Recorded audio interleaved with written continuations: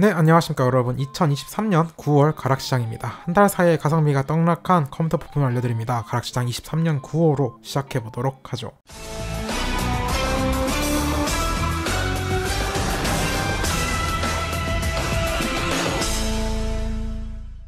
지난달 발생한 중국발 부동산 위기로 인한 환율이 진정되지 않고 있습니다. 현재 약 1달러당 1325원으로 7월에 비하면 50원 이상 오른 상태입니다. 워낙 급격하게 터진 문제여서 지난달에 반영이 된 부품도 있고 반영이 되지 않은 부품도 있었습니다. 그 부품들이 일제히 9월에 올랐습니다. 바로 CPU 파트부터 보죠. AMD CPU 먼저 보시겠습니다. 7600 계열이 일제히 올랐습니다.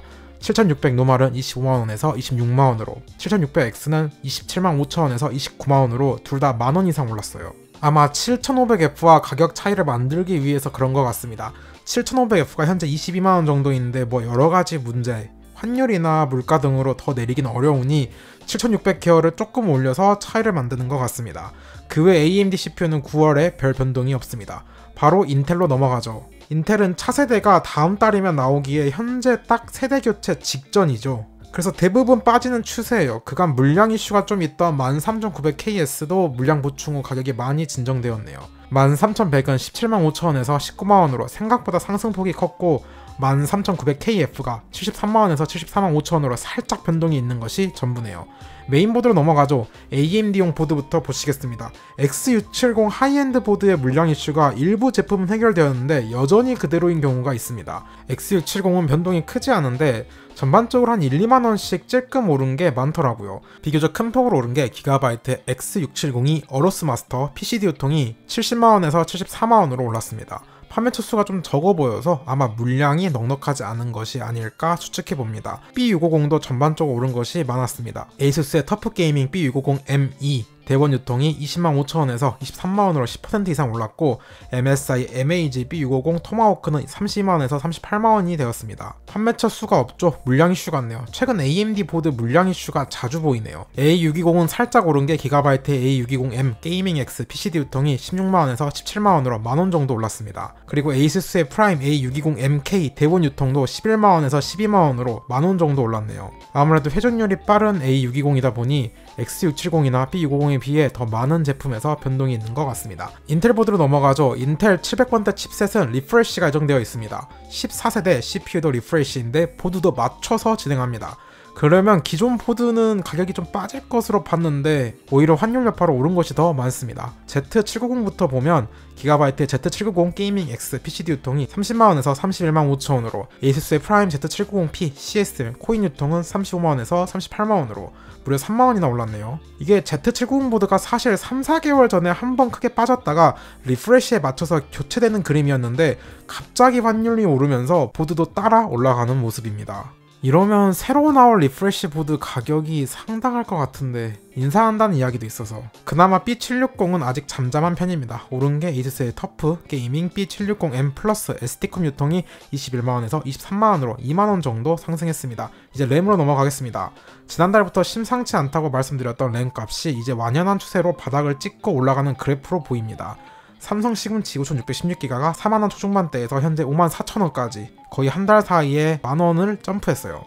이런 적이 없었거든요. 월가 분석 레포트에서 하반기부터 반도체 시황이 좋아진다고 하던데 램에서 좀 빨리 시그널을 보내는 것 같습니다. SK 하이닉스 5616기가 시금치도 7만원 후반대에서 8만원 초반대로 올랐어요. 상당히 많이 올랐는데 다행인 점은 대안이 있죠. 본격적으로 SN코어 클금치가 국내 유통되고 있습니다. 가격도 5616기가 기준 5만원 중반대라 매우 좋습니다. 거기에 SN코어는 국내에 정식 유통이기에 AS까지 제공되죠. 당연히 같은 SK 계열사기에 SK 하이닉스 칩이 들어가서 완벽한 대안입니다.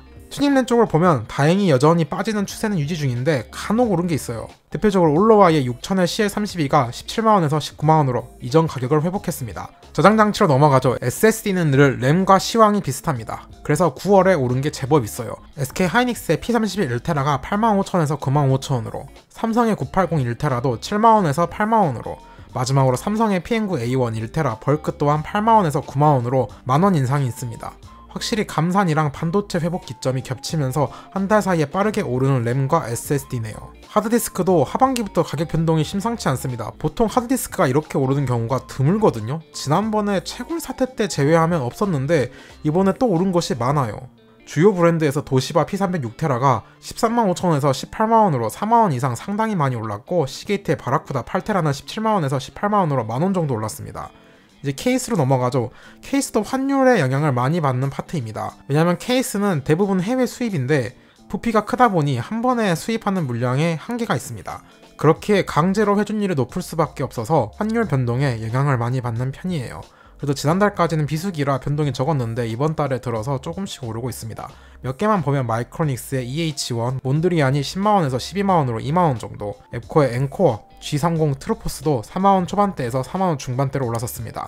당분간은 이런 추세가 이어질 것으로 예상됩니다. 계속 내려가던 파워 서플라이도 이제 오르는 경우가 종종 보입니다. ATX 3.0이 본격적으로 자리 잡으면서 초기에 매우 비쌌던 가격에서 이제 나름 합리적인 수준까지 내려왔었죠. 그런데 처음으로 반등하는 것 같아요. 마이크로닉스의 쿨맥스 P 1050W가 21만원에서 22만 5천원으로 만원 이상 올랐고, 시소닉의 벌텍스 GX 1200은 36만 5천원에서 39만 5천원으로 10% 정도의 상승이 있었습니다. 파워마저 오르는 추세인 건 정말 예상 밖이네요. 이제 쿨러로 넘어가죠. 다행히 쿨러는 변동이 없어요. 공랭에서는 딥쿨의 AK400이 2,000원 정도, 퍼센트로는 약 10% 정도가 끝이고, 순행에서는 신제품이죠. 발키리의 GL360이 17만원에서 18만원으로 만원 정도 올랐네요.